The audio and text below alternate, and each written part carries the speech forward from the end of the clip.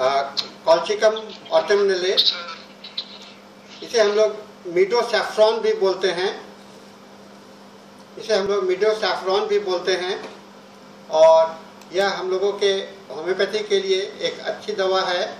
आज हम लोग इसका अध्ययन करेंगे। इसे आप लोगों केसर आप जानते होंगे, केसर, इसे ऑटम क्रोकस कहा जाता है या इसका नाम मीडोसैफ्रॉन भी है। ये एक बहुवर्षीय पौधा होता है जो कि विंटर के पहले थोड़ा सा ये आता है, इसलिए इसका नाम ऑटमनेले पड़ा। ऑटम के मौसम में आता है। इसके जो पौधे होते हैं वह करीब करीब पत्ते लंबे होते हैं और स्प्रिंग के मौसम में ये ज़्यादा डार्क ग्रीन दिखलाई पड़ते हैं और समर में इसका फिर धीरे धीरे ख़त्म हो जाता है। इसके पत्ते जो होते हैं, फूल के पखुड़ियाँ जो होते हैं वह झड़ जाते हैं और केवल स्टेम्स दिखलाई पड़ते हैं और ज़मीन से 6 से 10 इंच तक ये जाते हैं ये विंटर समर के मौसम में, ठीक है ना।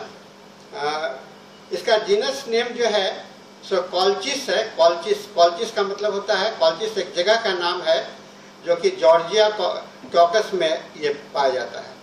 कॉल्चिकेसी इसका फैमिली है, लेकिन इसे पहले लिलियसी फैमिली में रखा गया था। आप अधिकांश किताबों में पढ़ेंगे कि यह लिलियसी फैमिली में है, लेकिन अब इसके लिए एक अलग फैमिली बना दिया गया है जिसे कॉल्चिकेसी फैमिली बोलते हैं। फिर बंद हो गया, बंद करो। हम बता रहे थे कि इसका नाम कॉल्चिस है और कॉल्चिकेसी फैमिली में यह पाया जाता है। इसे हम लोग नेकेड लेडीज भी बोलते हैं, यानी नंगा महिला, क्योंकि इसके जो पेटल्स जो झड़ जाते हैं इसीलिए इसे नेकेड लेडीज भी बोला जाता है। इसे मेडोसैफ्रॉन के नाम से जाना जाता है, लेकिन वह सैफ्रॉन नहीं है जो कि क्रोकस सेटाइवस होता है। क्रोकस सेटाइवस जो आप लोग केसर की बात करते हैं वह क्रोकस सेटाइवस, इसलिए इसे ऑटम क्रोकस बोला जाता है। तो सैफ्रॉन है ये, लेकिन फिर भी ये ऑटम का सैफ्रॉन कहलाता है। लेकिन जो सैफ्रॉन हम लोग यूज करते हैं वह सैफ्रॉन यह नहीं है। इसका फार्मास्यूटिकल्स यूज जो है सो एक बहुत सारे परिवार में पाया जाता है और खास करके पॉलीपॉइड स्ट्रेन्स के ब्रीडिंग प्लांट में ये ज़्यादा पाया गया है। टॉक्सिसिटी, ये काफ़ी पॉइजनस होता है ना, और इसमें पॉइजनस इतना होता है कि इसमें आर्सेनिक के जैसा ही पॉइजन इसको माना जाता है और कहा जाता है कि इसका कोई एंटीडोट नहीं होता है ना।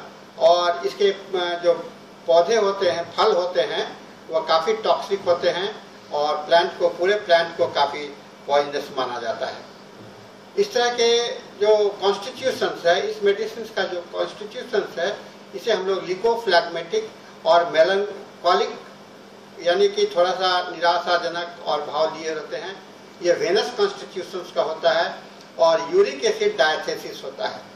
इसके यूरिन में आपको सेडिमेंट्स दिखलाई पड़ेंगे। सेडिमेंट्स होते हैं जो कि हल्के पीले रंग का होता है और काफ़ी दानेदार बालू के जैसा दिखलाई पड़ता है। मुख्यतः इस दवा का उपयोग के लिए जो कारण बनता है वह सदमा, ग्रीफ, दूसरों के मिसबिहेवियर के कारण, मोर्टिफिकेशंस के कारण, भीग जाने के कारण और पसीना को रोके जाने के कारण इस तरह के प्रभाव आते हैं। इस दवा का जो कॉल्चिकम का जो कैरेक्टरिस्टिक फीचर आता है उसमें डिसइंक्लिनेशन टू एवरी मेंटल एक्सर्शंस, ये किसी भी प्रकार के मेंटल एक्सर्शंस को नहीं करना चाहते हैं और इनका माइंड एब्सेंस ऑफ माइंड के रूप में माना जाता है। एब्सेंस ऑफ माइंड पर्सन कहते हैं। तो ये शांत रहना चाहते हैं और शांत जो है सो ब्राइनिया के जैसा ये छेड़छाड़ करना पसंद नहीं करते हैं। मोशन से इनको एग्रेसिव होता है, इसलिए great desire for the rest इस दवा का प्रमुखता है। होम्योपैथिक इफेक्ट जो है खास करके इसके मस्कुलर टिश्यू और पेरिस्टोनियम और सिनोवियल मेम्ब्रेन्स और जॉइंट्स में पाया जाता है। इसका स्पेसिफिक पावर है गाउटी और या गाउट के जैसा संबंधित बीमारियों में इसका यूज पहले भी होता रहता था, और आज होम्योपैथी में भी कॉल्चिकम का यूज जो है सो गाउटी पैरोक्सिज्म के लिए किया जाता है। इसके क्रॉनिक इन्फेक्शंस के लिए इसका यूज किया जाता है। इसके स्वेलिंग जो होते हैं गाउट के वो काफ़ी लाल रंग के होते हैं, स्वॉलन होते हैं, और उसमें टीयरिंग पेन होता है, फटने के जैसा दर्द होता है, जो कि शाम के समय में बढ़ता है और टच से भी बढ़ता है, और आपको टोच मैंने अंगूठे में भी इसको चोट लगती रहती है, काफ़ी चोट लगती रहती है। तो अंगूठा गाउट का जो पेन आप देखिएगा अक्सर अंगूठे से ही शुरू होता है और टच करना बर्दाश्त नहीं करता, इतना टीयरिंग पेन होता है कि ज़मीन पर रखना इनके लिए बड़ा मुश्किल होता है। और इसके साथ में बहुत ज़्यादा थकान महसूस करते हैं, भीतर से ठंडेपन का महसूस होता है और लगता है कि हम बेहोश हो जाएंगे। और इसको खास करके रात में जगने के कारण, बिजली का झटका लगने के कारण, पूरे बॉडी और bad effects of the suppressed sweats के कारण ये देखा गया है। इसमें इनके ये बहुत महत्वपूर्ण सपना आता है जिसे हम लोग चूहों का, माइस, ड्रीम ऑफ माइस, और ये चूहों से भी काफ़ी डरा करते हैं। ये ऐसा होम्योपैथिक का जनरल इफेक्ट्स इस दवा के साथ में देखा गया है। ये बहुत ही सेंसिटिव टाइप के पर्सन्स होते हैं, इसीलिए कहा गया है कि अनप्रोटेक्टेड फ्रॉम एक्सटर्नल इम्प्रेशंस। इसे बाहर के कोई भी प्रभाव से, कोई भी हल्का सा भी प्रभाव से इनको परेशानी हो जाता है। इसीलिए इसका नाम भी किया गया है, पॉपुलर नेम जो है इसका नेकेड लेडीज, नेकेड नंगी औरत के रूप में इसका नामकरण किया गया है। और मेंटली और फिजिकली दोनों लेवल पर ये काफ़ी सेंसिटिव हुआ करते हैं, और इतने सेंसिटिव होते हैं जरा सा भी दूसरों का रूडनेस बर्दाश्त नहीं करते हैं, और काफ़ी इनको प्रभावित करता है। हर एक प्रकार का एक्सटर्नल इम्प्रेशंस इनके लिए काफ़ी दुखदाई होता है, और इनके दर्द को, खास करके दर्द, थोड़ा सा भी दर्द है वह बर्दाश्त के बाहर होता है। इरिटेबिलिटी एंड टेम्परामेंट हो जाता है। तो ये दवा हम लोगों के लिए बहुत ही सेंसिटिविटी इसकी प्राइम कैरेक्टरिस्टिक फीचर है। वाइल्डनेस फ्रॉम ब्राइट, इनका कोई भी चमकीला चीज को देख करके या स्ट्रॉन्ग चीज को देख करके, जैसे बहुत तेज रोशनी में कष्ट बढ़ जाएगा, बहुत सुगंध है या बहुत ज़्यादा दुर्गंध, सेंट का इफेक्ट को ये बर्दाश्त नहीं कर पाते हैं। इसी तरह से घर में खाना बनता रहता है, उसको ये बर्दाश्त नहीं कर पाते हैं, और टच को भी ये बर्दाश्त नहीं करते हैं। थोड़ा सा भी टच होता है उसको बर्दाश्त करना इनके लिए बड़ा मुश्किल होता है। तो आप देख रहे हैं कॉल्चिकम जो है सो एक टची मेडिसिन के रूप में प्रचलित है। टची मेडिसिन यानी कि टच से इसके कष्ट जो है तो बढ़ा करता है। सो टची मेडिसिन का एक इम्पॉर्टेंट पर्सनैलिटी ये हम लोगों का आता है। और ब्रायनिया भी है टची मेडिसिन। ब्रायनिया भी स्लाइटेस्ट मोशन से एग्रेवेट करता है, लेकिन यह ब्रायनिया से भी ज़्यादा टची पेशेंट्स कहलाता है। इन्हें चूहों का डर होता है, और चूहों का डर इतना होता है कि जब बिछौन पर जाते हैं तो इनको लगता है कि बिछौन के आसपास में चूहे हैं, भ्रम होता है ना, और इसे नींद नहीं आती है, और जब नींद आ जाती है तो सपनों में भी ये चूहा देखा करते हैं। तो माइस का जो सिम्टम्स है बड़ा कैरेक्टरिस्टिक्स इसके में माना गया है, और चूहों के साथ में पता नहीं क्यों इस दवा का काफ़ी लगाव है। एक बात सोचा जा सकता है चूहों के लगाव के कारण, चूहा एक छोटा सा प्राणी है, छोटा सा जीव जंतु है, तो हम लोग देखते हैं कि सेंसिटिविटी जो है एक छोटी छोटी बातों के लिए भी है, इसलिए छोटे छोटे जीव जंतु से भी इसकी सेंसिटिविटी होती है। और इसी कारण से ये छोटे छोटे कोई भी triple things becomes very important, है ना। आपके रूब्रिक्स हैं ट्रिपल थिंग्स, जो छोटी बातें भी बहुत महत्वपूर्ण नजर आता है। इस दवा का एक प्राथमिक कैरेक्टरिस्टिक फीचर माना जाता है। छोटी छोटी बातें इस दवा को बर्दाश्त नहीं होता है, इस चीज़ को दिमाग में रखना चाहिए। ये सिम्टम्स का जो ट्रांसलेशन आप करते हैं माइस की बात, तो इसे आप छोटे छोटे जानवर के साथ भी आप तुलना कर सकते हैं, क्योंकि माइस तो एक ऑब्जर्वेशन है प्रूविंग का, लेकिन इसका जो एप्लीकेबिलिटी है जो डिफरेंट पेशेंट्स में आपको देखा जाएगा वह अलग अलग। हम लोगों को जब मेट्रिया मेडिका पढ़ते हैं तो इस बात का हम लोगों को दिमाग में रखना होता है कि हमारे कष्ट जो हैं सो उसके लिए कोई सिमिलर कोई प्रेजेंटेशन है कि नहीं, ठीक है ना। सिमिलर प्रेजेंटेशन अगर होता है तो उससे तुलना करना पड़ता है। बात एक चीज से नहीं होगा। जैसे सेंसिटिविटी को अगर आप कहेंगे तो सेंसिटिविटी का मतलब बहुत संवेदनशीलता, और संवेदनशीलता छोटी छोटी चीजों के लिए भी संवेदन, छोटी सी बात लग जाती है, छोटा सा हवा का झोंका इनको बर्दाश्त नहीं होता है, रोशनी का अगर तेज हो गया तो वो बर्दाश्त नहीं होता है, कोई भी छोटा सा परिवर्तन आता है वह रोगी को बर्दाश्त नहीं होता है। तो ये कॉल्चिकम का एक प्रमुख लक्षण है। इसीलिए कॉल्चिकम के सारे पेन बहुत ही सेंसिटिव पेन हुआ करते हैं। कॉल्चिकम के जो दर्द हैं वह काफी सेंसिटिव हुआ करते हैं, इतना दर्द करता है कि वो बर्दाश्त के बाहर हो जाता है। पैर को ये लोग हमेशा अंगूठा, खास करके गाउट का पेन जो है सो अंगूठा से शुरू होता है। हम लोग के और भी दवा है, और गाउटी पेन में यूरिक एसिड का मात्रा बढ़ जाता है, वहाँ पर कॉल्चिकम का प्रभाव को देखा गया है। आपके दूसरी दवाइयाँ भी हैं, अर्टिका यूरिन्स हैं, आपके लाइकोपोडियम है, ऐसे भी और सारी दवाइयाँ हैं गाउट के लिए। लेकिन कॉल्चिकम को जनरली होम्योपैथी में एक सुगंध या कोई स्मेल के प्रति नौसिया होना, वॉमिटिंग होना में लोग कॉल्चिकम को इस्तेमाल करते हैं। लेकिन इस चीज को ध्यान में रखना पड़ेगा कि ये जो नौसिया हो रहा है, वॉमिटिंग हो रहा है, वह किस चीज के सेंसिटिविटी के कारण हो रहा है। तो अगर इस बात को ध्यान में रखेंगे तो आप इसके नौसिया और वॉमिटिंग को कंपेयर कर सकते हैं sensitivity with the sensual impressions. आपके रूब्रिक्स एक रिकॉर्डरी में है sensitivity with the sensual impressions. तो हमें इस सेंसिटिविटी शब्द इसका एक जो केंद्र बिंदु है, सेंसिटिविटी जो है तो इस दवा का एक केंद्र बिंदु है जिसे हमें दिमाग में रख करके चलना पड़ेगा। इस केंद्र बिंदु के माध्यम से ही हम आगे बढ़ सकते हैं, और सारी दवाएं सारे लक्षणों के साथ में इसको एसोसिएट करके देखना पड़ेगा। जितने भी कष्ट आएंगे तो उसके, जैसे मैंने अभी डर की बात कहा चूहों का, तो चूहों का डर क्यों इसके ज्यादा, इसलिए कि ये सेंसिटिव है ना। चूहा से बहुत लोग डरते हैं, कैलकेरिया कार्प भी चूहा से डरता है, कैलकेरिया कार्प में भी आप पाइएगा। लेकिन कैलकेरिया कार्प में सेंसिटिविटी के कारण नहीं है ना, किसी दूसरे कारण से है। लेकिन इसका जो है सो आपको सेंसिटिविटी के कारण है, इसका प्रभाव के कारण है, उसके थोड़ा सा जो मन को विचलित कर देना, इमोशनल वेरिएशंस ले आना, है ना। इमोशनल चेंजेस जो है तो छोटी सी बात से इमोशंस में चेंज आ जाता है। इसके कारण आप देखिएगा तुरंत ये गुस्सा हो जाएंगे, तुरंत डर जाएंगे, तुरंत खुशी भी हो जाएंगे।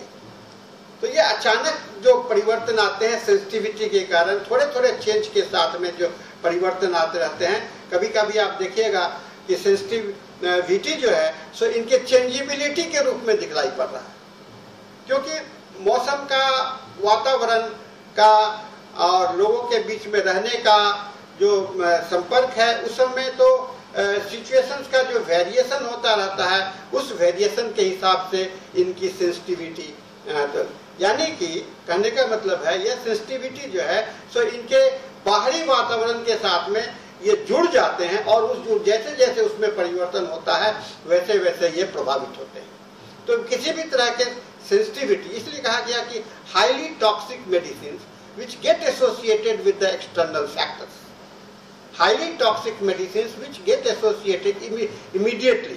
इसीलिए जिस पेशेंट में इस तरह का बहुत जल्दी प्रभावित हो जाने का लक्षण आता है, उसको हम लोग इस दवा के लिए हम लोग सोच सकते हैं।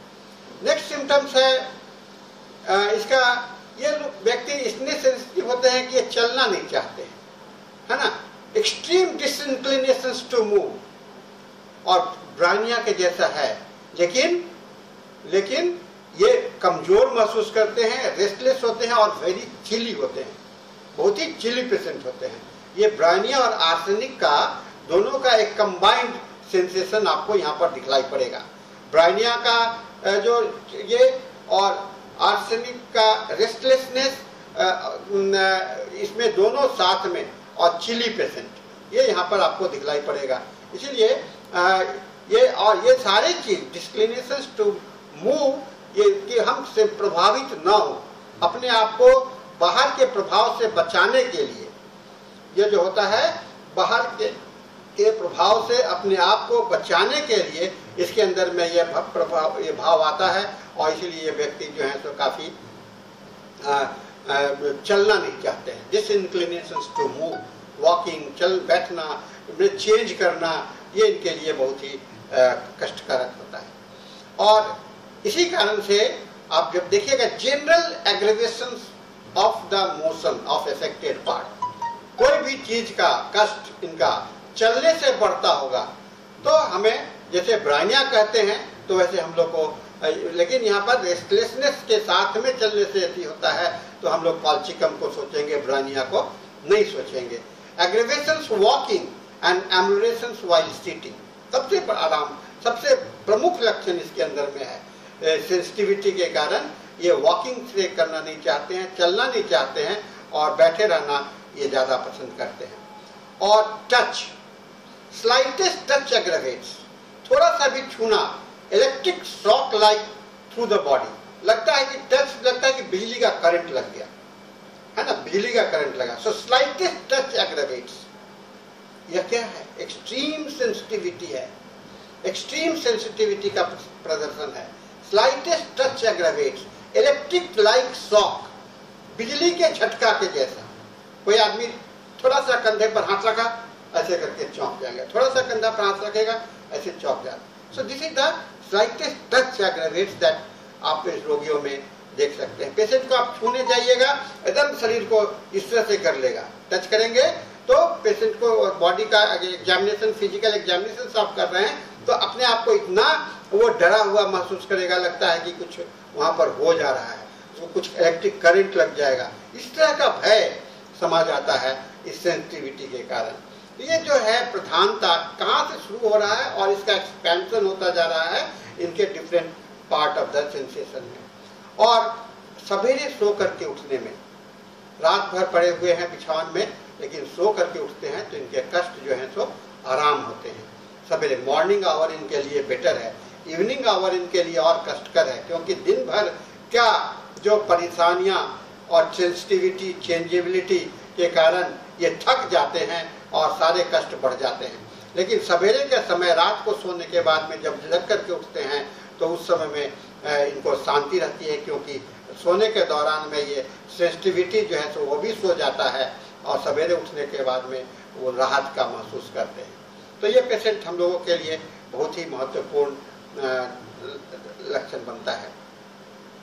ससेप्टिबिलिटी एंड एग्रेवेशंस, है ना। अब देखिए वातावरण के साथ में ससेप्टिबिलिटी, कोल्ड और कोल्ड डैम्प वेदर, और खास करके ऑटम, इसीलिए इसको कहा जाता है कॉल्चिकम ऑटमनले, कॉल्चिकम ऑटमनले, ऑटम के मौसम में है, इसीलिए इसे हम लोग कॉल्चिकम ऑटमनले बोलते हैं। और सेंसिटिविटी इस दवा का जो प्रमुख लक्षण जो है सो ऑटम के मौसम में आप लोग को बहुत ज्यादा प्रधानता के साथ में दिखलाई पड़ता है। एक्यूट कंडीशंस जो ऑटम के समय में ज्यादा आता है और सेंसिटिविटी के साथ में आता है, वहां पर आपको नौसिया, वॉमिटिंग भी आ सकता है।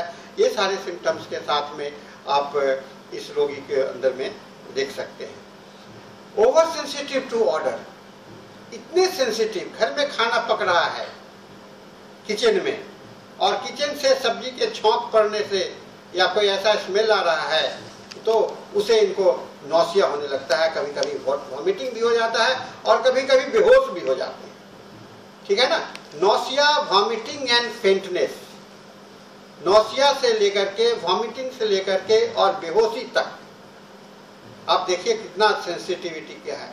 अंडे का महक, मछली का महक, मीट का महक, घी का महक, पूरी छना रहा है उसका महक, सब्जी बन रहा है उसका छौंक का महक, कोई भी छौंक, कोई भी ऑर्डर जो हो, highly sensitive to any type of the order, highly sensitive to any type of order. ये तो फूड की बात मैंने कहा, लेकिन आप अगर परफ्यूम लगा करके कपड़े में रखे हुए हैं, इससे भी इनको नौसिया होता है, है ना, परफ्यूम से भी नौसिया हो जाता है।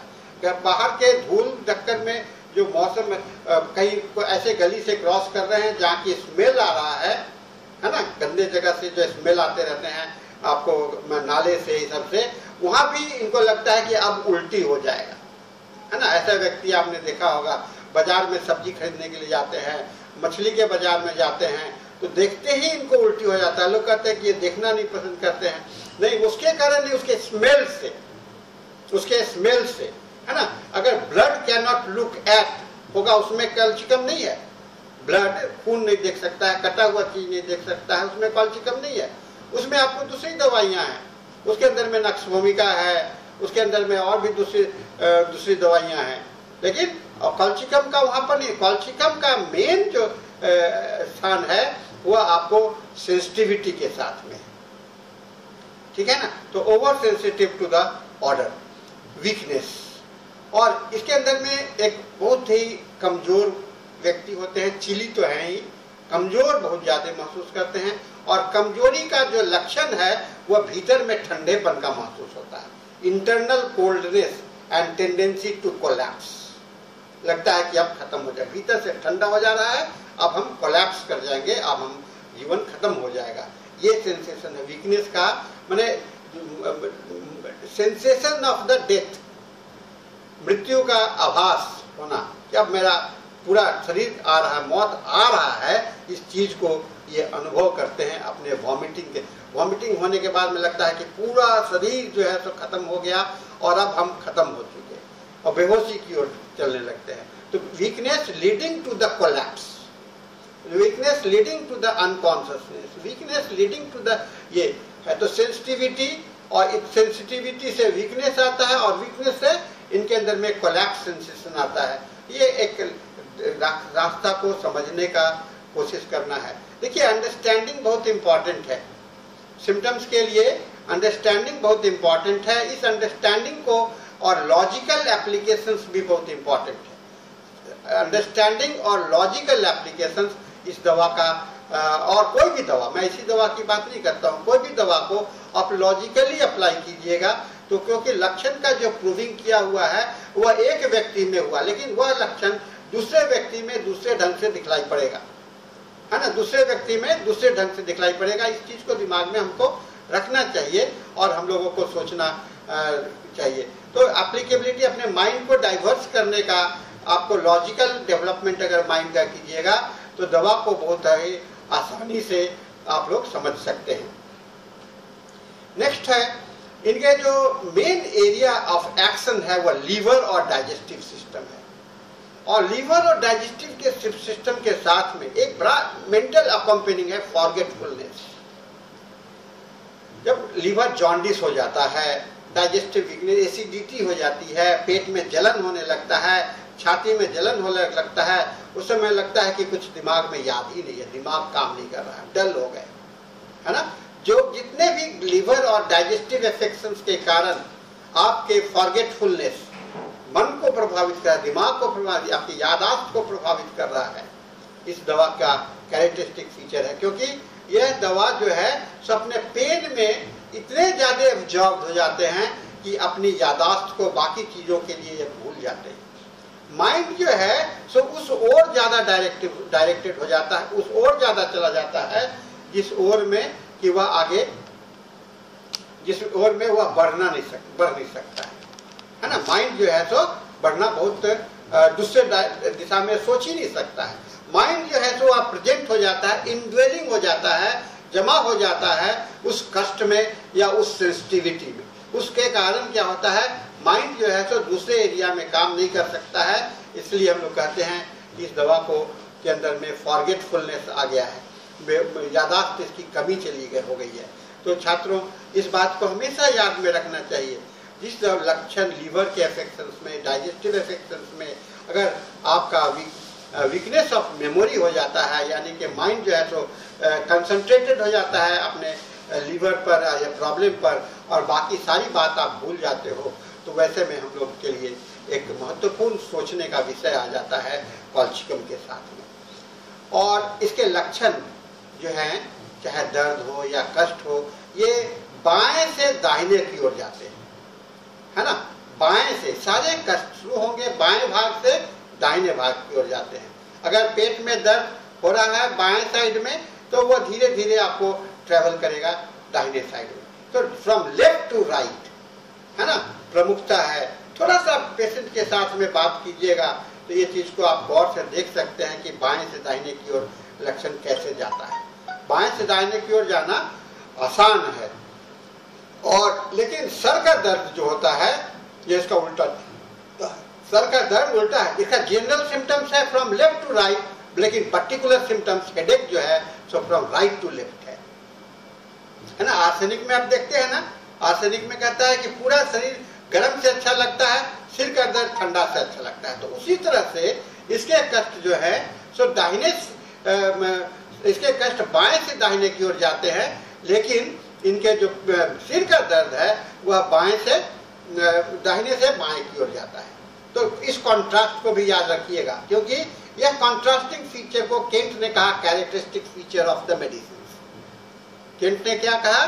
Characteristic feature of the medicine. और यह कैरेक्टरिस्टिक फीचर जो है सो आपके दवा के लिए बहुत ही महत्वपूर्ण जानना, रोगी के सिलेक्शन के लिए, दवा का चुनाव करने के लिए आपके लिए बहुत ही महत्वपूर्ण बात होता है। टिंगलिंग सेंसेशन, एक बड़ा ऐसा लगता है कि कुछ बर्फ कट गया और वहां पर गुदगुदी टाइप का, चुनचुनाहट टाइप का होता है, खास करके जो मौसम में परिवर्तन होता है ना। जब भी कोई मौसम परिवर्तन होता है तो बॉडी टेम्परेचर में जो चेंजेज आते हैं और उस समय शरीर में जो चुनचुनाहट महसूस होती है, चुभने के जैसा महसूस होता है, वह चुनचुनाहट, टिंगलिंग सेंसेशन बहुत इंपॉर्टेंट सिम्टम्स होता है इस दवा का, ठीक है ना। टिंगलिंग सेंसेशन बहुत ही महत्वपूर्ण लक्षण है इस दवा को समझने के लिए। तो और भी खास करके चेंज के समय, है ना, सेंसिटिविटी चेंज के समय में, वेदर चेंज के समय में many parts of the body लगता है कि बर्फ काट लिया, बर्फ का पड़ गया है और उसके अंदर में चुनचुना होता है। तो changes in the temperature of the body, outside और इनसाइड टेम्परेचर में जो चेंजेज होता है, उस चेंज के कारण जो टिंगलिंग सेंसेशन होता है वह इस दवा के लिए एक जनरल सिम्टम्स के रूप में दिखलाई पड़ता है। इसके जो लक्षण हैं, आप गठिया के रोगी के विषय में लोगों ने सुन रखा है, लीवर अफेक्शंस के साथ में गठिया हो।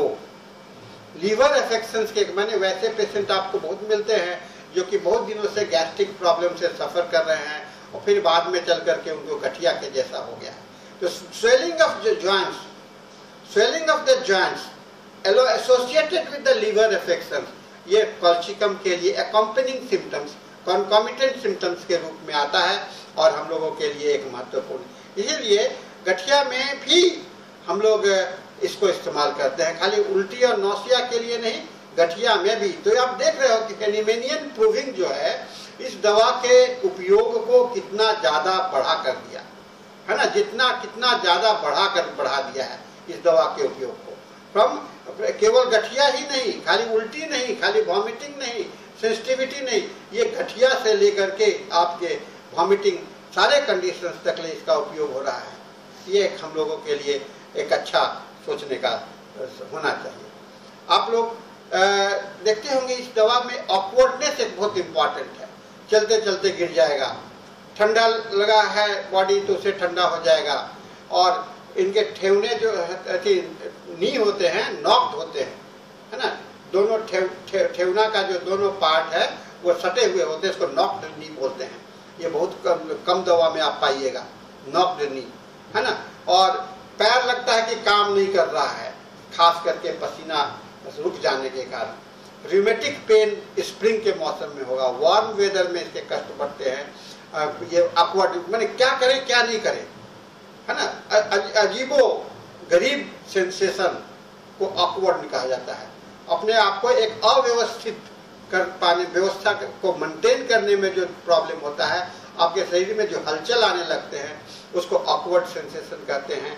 यह इसके लिए हम लोग बहुत इम्पोर्टेंट, इसके कई एक पर्टिकुलर सिम्टम्स हैं जो कि बहुत ही महत्वपूर्ण है, जैसे पेट का बहुत ज्यादा सूजन हो जाना, है ना, पेट में सूजन हो जाना, लगता है कि डब डब डब कर रहा है, उसमें काफी गैस होता है और इतना हो जाता है कि अपने पैर को स्ट्रेच नहीं कर सकता है, पैर को स्ट्रेच नहीं कर सकता, फैला नहीं सकता है। ड्रॉप्सिकल कंडीशंस, किडनी के कारण ड्रॉप्सिकल कंडीशंस हो जाता है, जिससे कि यूरिन जो है सो ब्लैक सेडिमेंट इंक के जैसा दिखलाई पड़ता है ना। तो किडनी के अफेक्शंस में भी आप देख सकते हो, जब किडनी के कारण अगर शरीर में पानी के जैसा आ रहा है और यूरिन जो है सो थोड़ा सा ब्लैकिश हो रहा है या स्कैंटी हो जा रहा है, कम हो रहा है, तो हम लोग इस दवा के लिए सोचते हैं। जो अंगूठा होता है पैर का, उसमें लगता है कि कुछ चुभ रहा है और उतना चुभन होती है कि पेशेंट चीखता है दर्द से, है ना, चीखता है। इसके लिए एक अच्छा अवसर है। Mucus colitis after dysentery, dysentery के बाद में कोलाइटिस हो जाना। Nausea and vomiting ameliorates, lying quietly aggravates every motions, diarrhoea in autumn, है ना। जेनलिटीज बहुत सारे हैं इनके। मॉर्निंग में इनका कष्ट आराम मिलता है, सडनली कोलैप्स वाले है, इलेक्ट्रिक लाइक मोशंस है, ये सारे लक्षण को मैं बता चुका हूँ। इनका जो मेन एक्शन है, रीजन है जो काम करने का स्वभाव क्षेत्र है, वह डाइजेस्टिव ट्रैक्ट है, हार्ट है, pericardium, circulation, kidney, tissue, muscles, ligaments, fibrous, small joints and big joints and left to right and right to left. इसको दिमाग में रखना चाहिए। मॉडलिटी मैंने बता दिया कि मोशन से बढ़ता है, टच से बढ़ता है, रात में बढ़ता है, सवेरे सो के उठते हैं तो अच्छा लगता है, चेंजिंग से ऑटम मौसम में बढ़ता है, स्लाइटेस्ट एक्सर्शन से कष्ट बढ़ते हैं। ये सारे कष्ट इनके काफ़ी महत्वपूर्ण है। गर्मी का रैप को ढांक करके रखते हैं तो आराम रहता है, चुपचाप पड़े रहते हैं तो आराम मिलता है, लैट्रिन के बाद में इनके कष्ट जो है तो आराम मिलता है। इन्हें वैसा खाना जिसमें कि स्मेल हो पसंद नहीं है। जहाँ भी स्मेल वाला फूड होगा वो पसंद नहीं करेंगे। अगर थोड़ा सा बासी हो गया, उसमें स्मेल आ रहा है, या काफ़ी रिच फूड है, मसाला, गरम मसाला ये सब काफ़ी डाला हुआ है, वह इसके पेशेंट को नहीं दिखलाई पड़ेगा, ठीक है ना।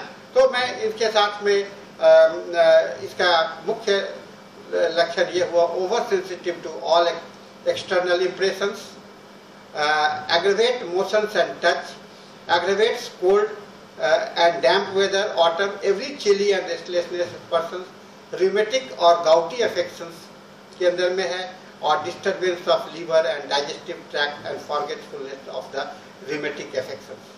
तो छात्रों, हम लोगों ने इस बात को बड़ा अच्छी तरह से देखने का कोशिश किया। यह दवा जो है तो हम लोगों के लिए मेट्रिया मेडिका का एक महत्वपूर्ण दवा है। हम लोगों के मेट्रिया मेडिका का एक महत्वपूर्ण दवा है और हम लोग इसको